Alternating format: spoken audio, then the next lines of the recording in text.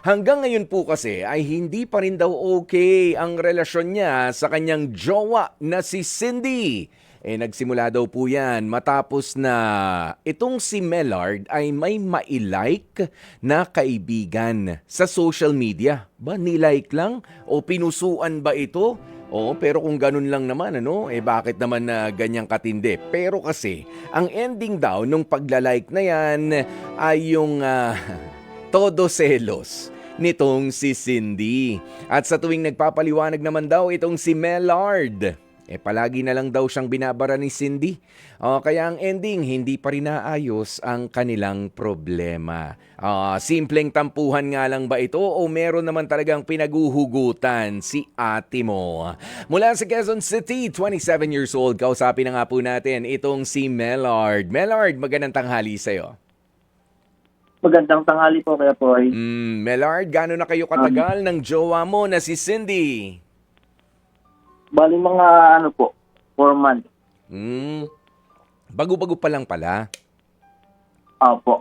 Okay. Kwento mo nga, bakit naman na nagkaganyan itong si Cindy? May nilike ka lang na friend mo ba o friend niya? Friend niya po. Oh, maganda ba yung friend Bali niya? po kasi, hindi naman po. Ba't mo nilike? Bali, nakikisama lang naman po ako sa mga friend niya. Kaya nilalike ko lang din po yung mga post. Okay, yung mga Po friends yung niya, pinagsilosan. yung mga friends niya ay may connection ka na rin sa social media. Ganun ba yun o wala? Ganun na, parang ganun na po. Friend mo na rin. Opo, friend ko na rin yung mga friend niya. Nakausap mo na ba ng personal yung mga kaibigan nitong si Cindy? Opo, pagka magkasama rin naman po kami. Bago ba nangyari yan, nakasama nyo na itong friend niya kamo na nilike mo lang sa social media? Opo, nakasama na rin po. Wala bang mga hirit sa'yo si Cindy noon? Wala bang pangyayari na masyado kang naging close doon sa babae? Babae yan, ano? Opo, wala naman po. Baka... Biglaan lang po siyang nagka-ganon-ganon yung nakikita niya. Kaya nagulat din po ako ba't parang affected siya masyado. Okay, ito pa ang isa kong tanong. Gaano ba karaming mga pictures ang inilike mo doon sa kaibigan niyang yon, Mellard? Kada nagpo-post po, like lang naman po eh. Kada nagpo-post. Ibig sabihin, marami. Opo. Marami na rin po. Marami. Ano ba yung mga klase ng mga nakapost na yon? Ano ba? Medyo pa-sexy, medyo pa-cute, alam mo na, pa-heart-heart, yan, yung mga ganyan. Yung iba po, parang ganun din po. Ano? Ayun Mga nga. solo picture. May iba pong nilalike ko. May mga kasama rin naman po siya. Oo, Sa mga ayan. Pero sabi mo nga ay marami. Mellard, doon Opo. sa iba mga kaibigan nitong si Cindy, ng girlfriend mo, meron ka na ring mga friends sa Facebook? Opo, meron na rin po. Meron na. Nilalike mo rin ba ang mga pictures nila o talagang singled out itong isang friend na ito? Hindi po lahat naman po. Lahat naman? Bakit dyan lang Opo. sa isang yan? Ha? Ayun nga po, pinagtataka ko kaya hingirik mong advice kung paano. Iyon nga. Pero kasi ganito, inaalam natin, kasi meron talaga tayong problema kung kada post na lang, sabi mo kasi, kada nagpo-post itong friend ni Cindy, ay nilalike mo. Kaya ko rin tinatanong, pati ba ganyan din ba sa kaso kapag ka nag-post yung iba niyang mga friends, na sabihin na natin medyo not as attractive. Ha? Opo. Yun nga. So, sabi mo naman, nila-like mo naman din. Pero, iba rin kasi ang dating talaga sa kahit sinong karelasyon kapag mayat maya na lang na nag-post yung kaibigan, halimbawa, ay naka-like ka na agad. Sa mga post ba mismo ni Cindy, ng girlfriend mo, ay nila-like mo o baka may nalalampasan kasi nga hinahanap mo yun dito sa isa? Ano po? Baka yung sa mismong mga post nitong girlfriend mo na si Cindy, kung nagpo-post man siya sa social media, ay nakakalimutan mo pang i-like man lang o ma-appreciate.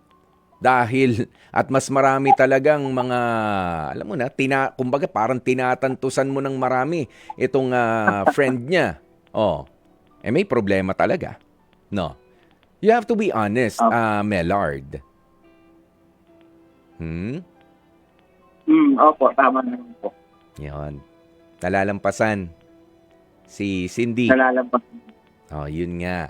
Oh, sige, magkwento ka bakit nalalampasan si Cindy? At talaga, mas maganda ba ang anggulo? Mas maganda ba yung mga pictures nung friend niya? Not necessarily gusto mo siya, ha? Oh, kumbaga parang Hindi naman po. Kasi yun yung gusto mo hindi makita. naman po kasi madalang lang mas mag-post. Kaya minsan hindi po sa notification ko, gano'n. Nakakaligtaan ko po minsan. Oo. Pero hindi naman po lahat. Okay. Ayun. Nga lang, sa 4 na buwan ninyo na magkasama, yun nga, aminado ka na nalalampasan mo ang post ng sarili mong girlfriend, pero yung isa ay yung isa na kaibigan niya. Medyo attractive ba yung itsura nung isa na kaibigan niya? Hindi naman po. Pa-sexy. Pa-sexy lang. Yun, pa-cute. Ayun. Opo, parang yan. At yan din ba ang mga sinabi sa'yo nitong si Cindy? Hindi naman po. Pinag-uusapan naman po namin yun. Noong una, parang okay lang. Tapos eto, lagi na po siyang galit. Oo. Ano nga mga sinasabi niya? Sinabi ba niya na kakausapin niya yung friend niya? O tigilan mo na yung pagpo-post? At paano mo nalaman na yun ang problema? Kada po kasi once na nag-like po ako sa picture, ayun po, hindi niya na po ako titibuin. Parang doon ko na po napansin eh. Pag kinakausap ko po siya, lagi siyang galit. Hindi ko po alam kung saan ako nagkamali. Tingin ko po pa doon na eh. Ang inaano ko, paano po ako magsusorry kasi hindi po ako makapag-sorry sa kanya kasi lagi na po siyang galit. Parang wala na po sa kanya lahat yan. Gano'n nakatagal yung pagtatampo ni Cindy? Siguro may mga one month na po. Oo, pero nakapag-usap kayo pa rin. Opo, nag-uusap pero pag nag-uusap po kami, yun nga po, lagi siyang galit. Konting bagay na lang, galit na siya. Ano yung mga konting bagay na yun? Ano yung konting bagay na sinasabi na po, mo? parang damay-damay na. Pag nagkamali ka, galit na siya. Oo. Hindi kaya meron lang ding problema? Sabi mo kasi, hindi naman sinabi ni Cindy na dahil sa pagla-like mo pala? Hindi pala sa kanya galing yun sa'yo. So, konsensya mo ba yun? Yung nagsasabi sa'yo? Ha? Kasi po, kada like ko po, pag nagla-like po ako kasi nakikita niya po na may like ako. Yun na po, hindi na siya mag-text, mag-chat. Kaya tingin ko po doon ang kaya siya nagagalit. Pero tinanong mo siya kung ano bang problema talaga? May napag-usapan po kami, tapos nabanggit niya rin naman po yun, pero di naman po pinupoint na yun talaga yung problema. Sige, may nabanggit siya. Sabi mo, parte nung nabanggit niyang problema ay yung pagla-like doon sa friend na yon, no? Opo. Sa kaibigan niya. Opo. Sa mga post noon. Ano yung iba pang problema na nabanggit niya? Ayun, wala naman na po. Hindi ko po makuha mag-get sa kanya kung ano eh. Basta lagi po siyang galit eh. Galit? Sige. Hindi ko na po maintindihan. Galit na gustong manakit o galit-galitan lang nagtatampo, naghihintay ng special na regalo sa Pasko? Ayun. Ha? Ayun po, hindi ko alam. Alam mo yun, yung nagpapalambing. Ay, nako, patatawarin kita pero kailangan espesyal ang regalo mo or surprise man lang sa darating na Pasko. Baka naman may mga ganyan. Pero hindi, 1 buwan na kamo eh. O, ibig sabihin, no, November pa. Ibig sabihin, no, November pa. Kaya patawag na ako eh. Opo. Ayan nga lang, kung November pa yan, ikaw, ay tuloy pa rin sa paglalike doon sa kinaayawan niyang gawin mo na i-like yung picture nung kaibigan niya? Bali nakikisama lang naman po ako kaya nilalike ko. Kasi kay big friends niya rin naman po yun. Oo nga, nandun tayo. Pero syempre, kung yun din ang magiging cause ng, sabi mo nga tingin mo nagiging cause ng inyong tampuhan, bakit ipagpapatuloy mo pa? 'Di ba? Ano sa Opo. tingin mo, Melard? Anong, doon sa, talaga bang nakikisama ka? Mas gusto mo bang pakisamahan yung kaibigan niya na hindi naman napapagustuhan yung girlfriend mo? Nagtatampo na eh. 'Di ba? Sabi mo nga, obvious na eh. Parang yun talaga eh. Wala akong ibang makitang dahilan, Kuya Poy. Oo, yun lang talaga. Yung parang nakaabang ka sa ipopost nung kaibigan niya na kamo ay medyo pa sexy. Opo. Oh, identified mo na pala yung problema. Ayaw mong pantigilan. O at least hinay-hinay man lang. Pwede naman kasing tumingin. Ewan ko ba, ba't ba napapadiin yung hawak mo sa phone? Napipindot mo yung, yung like. Like ba o heart pa? Like lang po. Oh, kasi mas ma-effort kapag ka heart, di ba? Mas matagal ang pindutan. Di ba, Melard?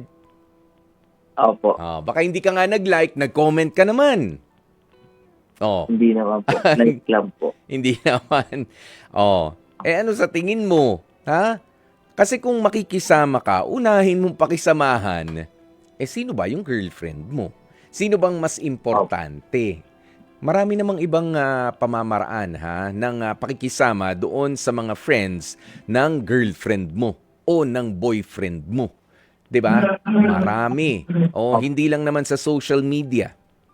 Alam mo na nagtatampururot si girlfriend, itinuloy mo pa. Kumbaga sa doktor, pinagbawalan ka na nga na na maligo muna at magpagaling ka raw muna at maggamot. Hindi mo naman pinaggagawa yung mga ibinilin sa'yo. 'Di ba? Pahinga ka na lang muna. Wag na muna maligo. Inom lang nitong mga gamot na ito. Pero ikaw, ginawa mo yung baliktad. 'Di ba? Hindi ka na uminom ng gamot. 'Di ba? Ganun yun eh. Talagang sasama rin talaga yung pakiramdam mo. Tapos magrereklamo ka, Dok. Bakit ang sama pa rin ang pakiramdam ko? Hindi ko lang naman sinunod yung sinabi nyo. Alam mo na yung cause eh. 'Di ba? Alam mo na yung dahilan. Opo. 'Di ba? Pero yung totoo, Opo. Melard, ito, pare mag-usap tayo. Lalaki sa lalaki. Ano talaga yung dating sa'yo nung kaibigan niya? Honest kailangan honest tayo. Melard, medyo Opo. physically attracted ka rin ba doon sa kaibigan niya? Yung totoo lang. Kasi madali Hindi namang naman po talaga. madaling sabihin na nakikisama lang ako sa kaibigan mo. Ganyan, kaya nilalike ko yung mga post niya. Hindi mo naman nilalike yung post ng iba niyang mga kaibigan na, 'di ba? Na hindi naman na ganun ka attractive. Sabihin na natin. Pero kapag sinabi mo na hindi, natutuwa ako dahil artistic. Halimbawa, yung mga post niya o may ibig sabihin. 'Di ba? Natutuwa ako sa mga quotes, kung meron mang kasama mga quotes yung mga post niya. 'Di ba? Opo. Kaya nalalike ko. Kaya wag ka na magtampo. Isa pa, nagagandahan lang ako sa mukha ng kaibigan mo. Pero mas maganda ka pa rin di hamak. Opo. Ano sa tingin mo? Totoo po yun. Oo. Ganun yun. Diba? Ganun yun. Pwede mong i-justify sa kanya. Kung totoo. Kung totoo na wala kang itinatago, parang hidden desire doon sa kaibigan niya. Ngayon, kung nakakaramdam ng kakaiba nga itong girlfriend mo, she has all the right na magtampo nga sa'yo. 4 months pa lang kayo, nag-uumpisa pa lang kayo. Bakit pinagtitibay mo na yung relationship mo doon sa mga friends niya? Samantalang hindi pa naman ganun katibay ang relationship ninyong dalawa. Di pa kayo nangangalahati ng taon. 'Di ba? Ang focus mo na sa kanya. Bakit gusto mo nang siguraduhin yung mga kaibigan? 'Di ba? Nagpapalakas ka na sa mga kaibigan, hindi mo pa kumbaga hawak na hawak itong gusto mo na babae. 'Di ba? Hindi ka pa siguradong sigurado. O sige, babalik ako rin sa tanong. Honestly, hindi ka ba physically attracted doon sa kaibigan niya? Hindi naman po. Wala po talaga. Nagagandahan ka sa muka? Hindi rin po. Naseseksihan sa mga Yun lang post niya? po. Na ano lang po, like lang po talaga. Siyempre, Like pagka lang. nakikisama lang, nakikilike lang. Yan. Sabi mo nga, ang focus mo ay makisama. Ayan, mapagustuhan, yung mga ano niya. So ngayon, ang mas magandang pakisamahan mo, si girlfriend muna. Ha? Sige po. Oo. Ano sa tingin mo? Yung payo ko o yung mga realization mo? Ha? Yung mga na-realize Yung mo? payo. Ikaw muna.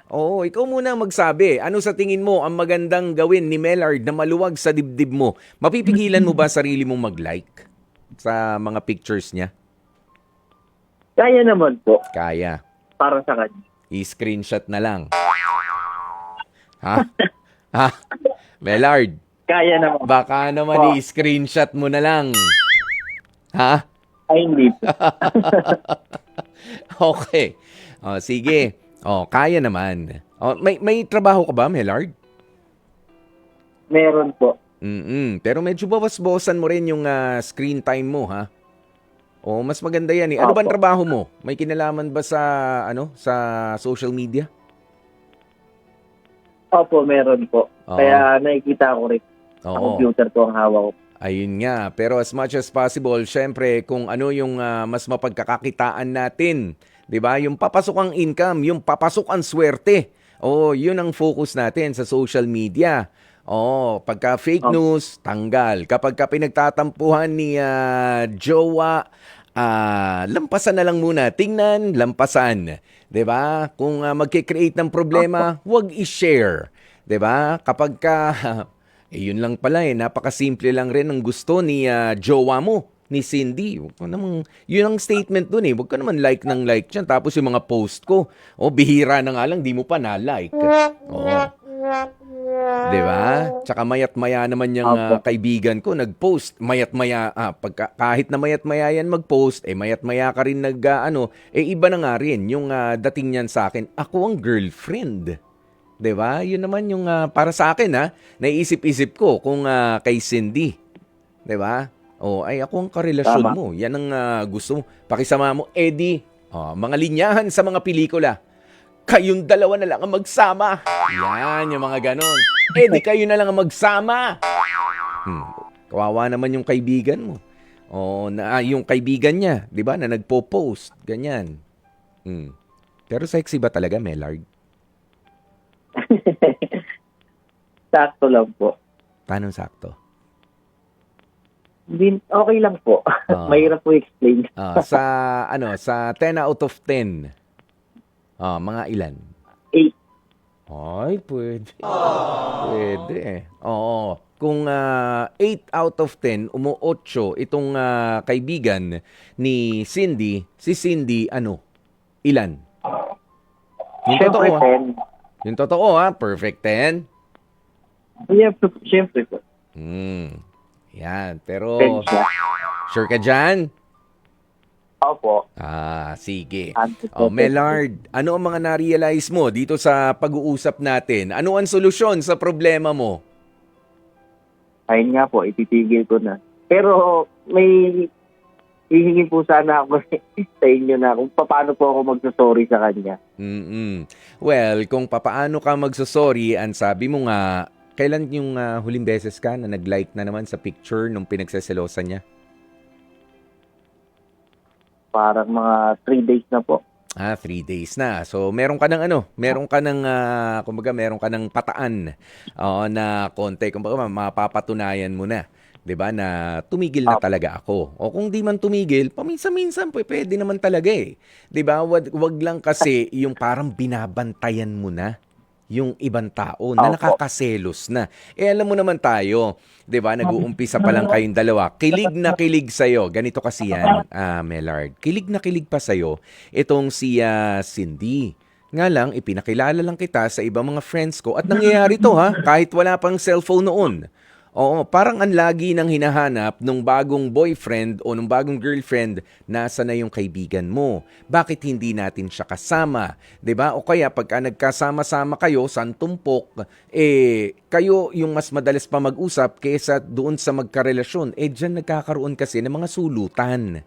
'Di ba? Na meron talaga mga pangyayari at sa tingin ko doon lang nag-aalala rin itong si Christy. Kaya kanina ini-encourage kita na kailangan mong maging honest. 'Di ba? Kasi kung gusto mo talaga yung isa, ha? At para nagpapahiwatig ka, ha? At ano to, yung para bang pinupuno mo ng mga likes yung mga ipinopost niya, kung mahilig siyang mag-post. Yan na kasi yung panibagong ano ngayon eh. 'Di ba? Pagpapapansin. Oo. Ganyan na sa social media, 'di ba? Pero dati, in person, yan yung mga simpleng pagtingin. May girlfriend ka, nandito katabi mo. Madalas mong sundan ng tingin yung kaibigan na alam mo naman, hindi lang naman pakikisama yung tingin na yun, kundi merong parang itinatago. 'Di ba? 'Yun yung ipinag-aalala nitong si Cindy. Kaya ang maganda diyan, patunayan mo na talagang yung binanggit mo kanina, 'di ba? Na kung sa kagandahan ay 10 out of 10 itong si Cindy, you show more appreciation. Doon sa hindi lang sa physical na beauty niya. Balik ka doon sa 4 months ago, bakit mo nga ba niligawan itong babaeng ito na si Cindy? Bakit nga ba ibinuhos mo ang atensyon mo sa kanya at hindi sa ibang tao? 'Di ba? Kailangan mo bang mag-sorry? Kailangan mo bang umpisahan ang pag-uusap ninyo sa sorry? I don't think so. Kasi nga, gas-gas na Sabi mo, 1 buwan na, halos hindi naman pinakikinggan yung sorry mo. Kaya ang mas maganda, 'di ba, patunayan mo sa kanya na ibinibigay mo yung tamang atensyon para makuha mo ulit, 'di ba, yung loob niya bilang girlfriend mo. Mawala na yung tampo niya without even saying yung mga katagang I'm sorry. 'Di ba? Yung statement na yun, I am sorry. O you can say you are sorry and nag-apologize ka through your deeds. Madalas ba kayo nagkikita nitong si Cindy? Opo, medyo magkalapit lang po kami. Yun. 'Di ba? Yung classic na pamamaraan ulit natin diyan ng pagbibigay atensyon, 'di ba? Ano yung mga dinadala mo sa kanya nung nanliligaw ka? Po? Anong mga dinadala mo nung nanliligaw ka pa lang? Sa kanya po? Oo. Kay Cindy Kung ano na hindi po yung dun sa babae madaanan. baka dinadala mo na rin talaga yung isang babae. Hindi po Hindi. Si Cindy lang. Kung ano na po yung makita. Ano no? Malapit lang po kasi kami sa may palengke, kaya kung ano na yung madaan. Ayun na po yung binibili. Yun, pwede. Pamerienda. Merienda tayo, kwentuhan tayo. Usap tayo. Tapos, bitaw muna sa cellphone. Bitaw muna kapag ka nandyan si girlfriend. Biruin mo yung sabi mong si Cindy na 10 out of 10 ang kagandahan at girlfriend mo na ngayon. Nasa harap mo na. Cellphone pa ba ang aatupagin mo? 'Di ba? Ito na yung pinakamaganda ito na yung gusto kong makausap Ito na yung hinabol-habol ko noon. Sabay magse-cellphone naman ako, maghahanap ako ng interesanteng tignan na naman dito. 'Di ba? Ibigay mo yung attention mo kay Cindy. Baka doon din tayo nagkulang talaga, Melard. Okay? Kahit hindi ka magsabi ng sorry, basta iparamdam mo dito sa babaeng ito na siya pa rin ang pinakamaganda. At mas makatutulong kung hindi ka na muna magla-like doon sa pinagseselosan niya. Yan, baka hindi ka nga nag-like, kinumusta mo naman. Baka alamin mo naman kung nag-away na ba kayo ni yung mga ganyan. At tsaka na yun. Tsaka na yun. Okay? Melard? Ano sa tingin mo? Opo. Kaya? Kaya po. Kaya yan. Mahirap bang kausap si Cindy? Mahirap kausap? Opo, Hindi sa naman. Sa ngayon. Pero ano bang weakness niya? Sa pagkain, merienda, kung ano man yun yun ang dalin mo. Oh. 'Di ba? Hindi po. Sa pagkain, ano ba ang favorite ni Cindy? Kwek. Oh, yan. Oh, kwek. Oh, bukod sa pagkain, galaan, meron ba malapit dyan sa inyo na lagi siya nagyayaya doon? Wala naman po. Madalas po pagka nagmumol lang lakad-lakad. Oh, yun. Yayain mo. Bakit hindi? Sa una, hindi mo na yan. Pagka sumama yan, doon mo na umpisang kausap-kausapin. Pero pameriendahin mo muna. Pagka gutom, mainitin ulo ng tao. Di ba? Masusungitan ka lang rin nun. Merienda muna, tapos yaya. Ayan, bigyan mo ng oras, ng atensyon. Alam mo, mahalaga yan sa isang relationship. Kalimutan mo na muna na nakikisama ka sa mga kaibigan niya. Tama yun, na makisama tayo sa mga kaibigan. Pero makisama ka rin muna doon sa main target mo. 'Di ba? Sa girlfriend mo. Pag-igihin mo muna ang relasyon ninyo. Ha? Opo. Okay. Sige. Yun lang ba ang gusto mong sabihin? Yun lang gusto. Nasagot ko ba yung tanong mo? Salamat po. Yun. Nasagot po lahat. Yan. Pero ito naman, Melard. Bibigyan ka namin ng pagkakataon na makapanawagan naman dito kay Cindy na baka medyo magpapasko na. Sayang naman ang preparasyon natin. Sayang ang 4 na buwan kung ganun-ganun na lamang yun. Ito na ang pagkakataon mo para makiusap dito kay Cindy na kausapin ka na rin naman ng maayos. Go ahead, Melard. Yun lang po kaya hindi mini po ako ng pasensya sa kanya. Sana mapatawad niya ako at magkaayos na kami. Pagpapasko na, di pa kami gaano nagkakaayos. Sana mapatawad niya po ako. Bigyan niya po ako ng second chance. Yun lang po. Okay, very good. Kumusta na ba yung friend niya? Nag-post na ba ulit? Hindi ko pa po nakikita. Sisilipin mo pa lang. Hindi. Bahala Hindi ko ka, po Melard. nag-notice. Bahala ka, Melard. Hindi ko lang po. Basta sinabihan na kita. Hindi ko lang po yun. Okay, hindi. Pero alam ko naman, na-realize mo na yung mga bagay na yan. Okay? Melard, maraming salamat sa pagtawag at sa pagiging bahagi ng ating H2H Confessions. Mga kapatid, dito tayo sa totoo. Dito na tayo sa True FM. Mag-subscribe at mag-follow na sa social media accounts at True Network PH sa FB, Instagram, X na dating Twitter, YouTube, TikTok, and podcasts.